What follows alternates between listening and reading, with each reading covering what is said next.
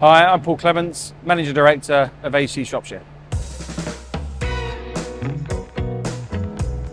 AC Shropshire is a former foods processing facility which takes in surplus food from predominantly bakeries around the UK. Those bakery products can cause end product or they could be throughout the process. All surplus food is collected on our own wheels and our own containers and brought to our own facility here in Leicestershire. Once we have the material here, we'll see through the network of strategic feed mills that we then process that material to remove all types of packaging, all types of metal, etc. to make a fine product for the animal feed end product. Once the material comes off the end, it is essential that this conveyor is able to take the material away from the facility into a designated pile.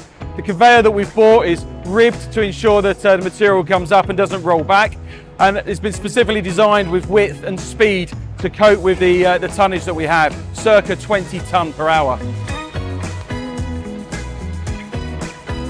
Our feed mill system has been specifically designed to be low energy, and it's this conveyor that we've bought that allows us to complement that system to provide an entirety low energy end product for animal feed.